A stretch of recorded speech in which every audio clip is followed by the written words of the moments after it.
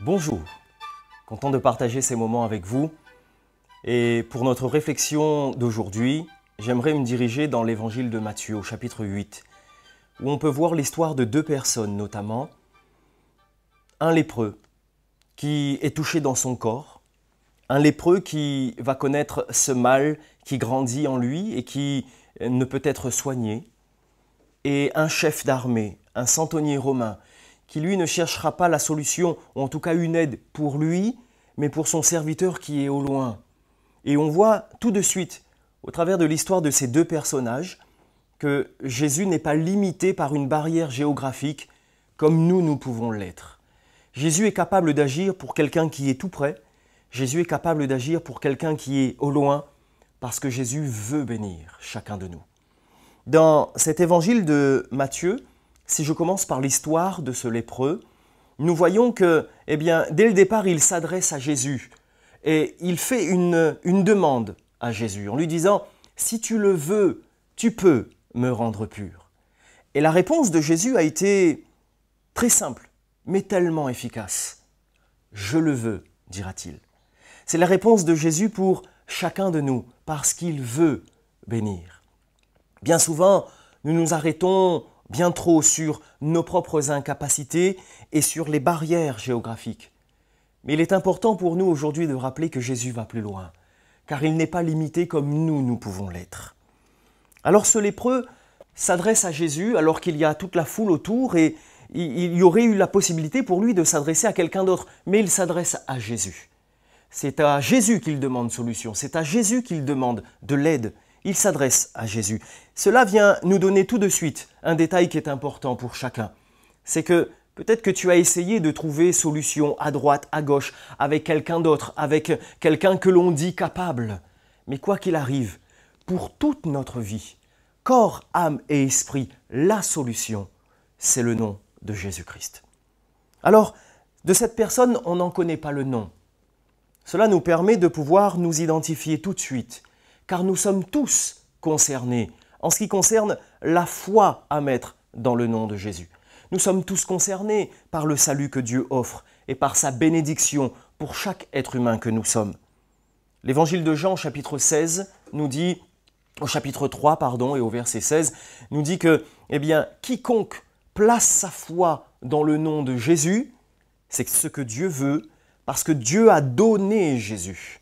Jésus n'a pas été pris captif, il n'a pas été fait prisonnier par la capacité de l'homme, mais Jésus a donné volontairement sa vie, allant jusqu'à la croix, vivant la mort à la croix, mais bien plus, nous dit la Bible, ressuscité.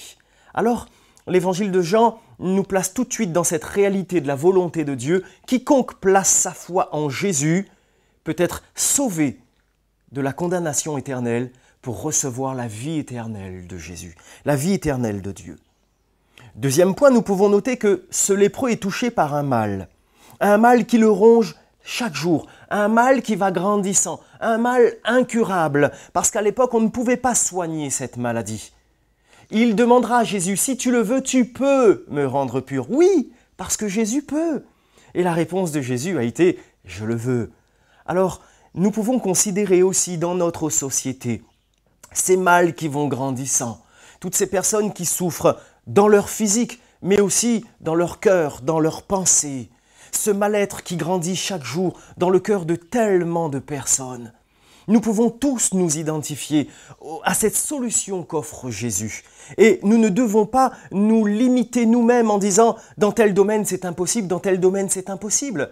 Cet homme qui pourtant la médecine avait condamné a trouvé refuge dans la puissance de Dieu. Le Seigneur l'a aidé parce qu'il a cru. Et pour toi, aujourd'hui, ça peut être la même chose. Personnellement, je sais que Jésus a changé ma vie. Et il peut le faire pour chacun de nous. Cet homme était donc condamné. Et lorsque l'on parle de condamnation, il est important pour moi de rappeler aujourd'hui que la Bible dit très clairement « le salaire du péché, c'est la mort ». C'est une condamnation inéluctable qui pèse sur la vie de chaque être humain sur terre. Mais la Bible offre cette solution. Cette solution divine est tellement parfaite. Le don gratuit de Dieu, c'est la vie éternelle en Jésus-Christ.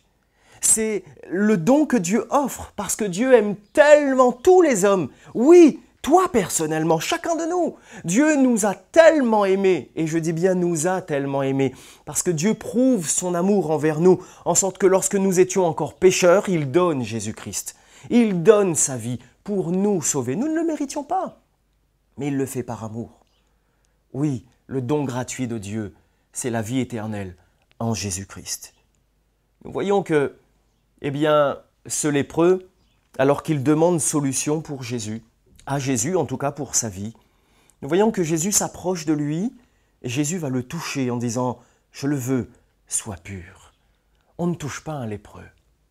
Ce lépreux, il était rejeté des autres. Ce lépreux, il était évité des autres. Il était isolé à cause de sa situation, à cause du contexte dans lequel il est, à cause de sa vie et de ce que son corps reflète, à cause de ses blessures, à cause de son histoire. Il est rejeté de tous, mais le Seigneur s'approche de lui.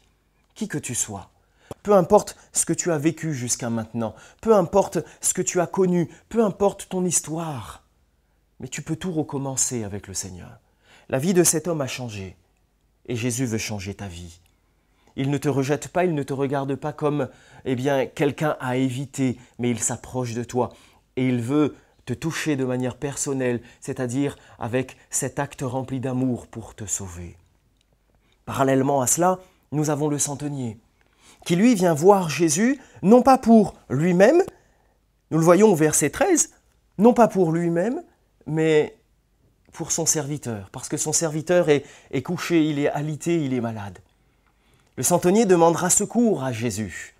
Et Jésus lui dira, « Ok, je vais venir chez toi et je vais guérir ton serviteur. » On voit tout de suite la disponibilité de Jésus. Il ne regarde pas qui nous sommes par rapport à notre histoire. Comme je l'ai déjà dit, ce centenier était rejeté par beaucoup de Juifs parce que c'est un Romain. Il a la responsabilité d'un groupe de soldats. Il n'est pas apprécié par tous ces Juifs en place ici. Nous nous remettons dans le contexte de cette histoire. Mais voilà que Jésus ne s'arrête pas à ce que pensent les autres. Jésus ne s'arrête pas à une réputation donnée par les autres. Jésus ne s'arrête pas à une catégorie sociale, aux vêtements que tu portes ou à la possible notoriété que tu as ou que tu n'as pas. Mais Jésus regarde l'état du cœur. Il regarde la sincérité de ton cœur parce qu'il honore la foi sincère. Cet homme va considérer son indignité face à Jésus, face à la grandeur de Jésus, la majesté de Jésus, la divinité de Jésus. Et il dira, non, je ne suis pas digne que tu rentres dans ma maison, mais dis seulement un mot, et mon serviteur sera guéri.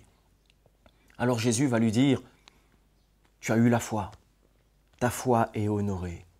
Ce serviteur a été guéri. Ce serviteur n'était pas présent, mais ce serviteur a été guéri. Alors il est possible que toi, tu puisses aussi te poser cette question en disant « Mais je veux bien, moi, de cette aide. Je veux bien de ce salut. Mais là où je suis, est-ce que quelqu'un pourra m'aider ?» Physiquement, peut-être qu'aucun homme ne peut te venir en aide. Mais sache que Jésus n'a pas de barrière géographique.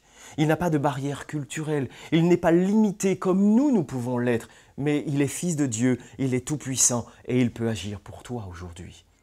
Alors je terminerai en disant qu'effectivement, l'homme regarde ce qui frappe les yeux. Dans le premier livre de Samuel, le chapitre 16 au verset 7. Mais nous voyons que l'Éternel regarde au cœur. Il n'est donc pas question pour nous d'entrer dans un rituel ou de prononcer une formule magique, mais il est question de la sincérité de notre cœur face à Jésus. Ose la foi, ose croire dans ce nom divin, son nom précieux, le nom de Jésus, car lui-même l'a dit, « Je suis le chemin, la vérité et la vie, et nul ne vient au Père si ce n'est que par le nom de Jésus. » Alors aujourd'hui, je dirais que la balle est dans ton camp. Tu as cette possibilité de croire et d'accepter Jésus dans ta vie et tu verras que tout va changer parce que Jésus est le Fils de Dieu. Jésus est la solution. Que Dieu te bénisse.